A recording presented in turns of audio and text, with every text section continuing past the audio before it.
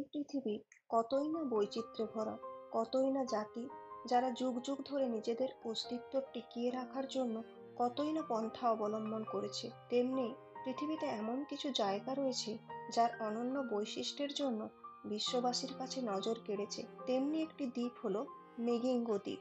এটি বিশ্বের সব থেকে জনঘন বসতিপূর্ণ এলাকা। দ্বীপটি আফ্রিকার ভিক্টোরিয়া হ্রদের মাঝে অবস্থিত।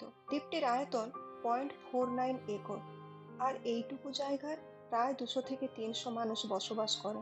তাহলে বুঝতে পারছেন জায়গাটা কতটা ঘনবসতিপূর্ণ। এখানে পর্যাপ্ত পরিমাণে শৌচালয় পর্যন্ত নেই। অনেকে খোলা আকাশের নিচে শৌচকর্ম করতে বাধ্য হয়। এখানে নেই কোনো বিশুদ্ধ খাবার জল, নেই কোনো হসপিটাল। মিরিঙ্গো দ্বীপটি পৃথিবীর সব থেকে ঘনবসতিপূর্ণ দ্বীপই নয়, এটি প্রকৃতি ও মানুষের অস্তিত্ব রক্ষার অনন্য লড়াইয়ের উদাহরণও বটে।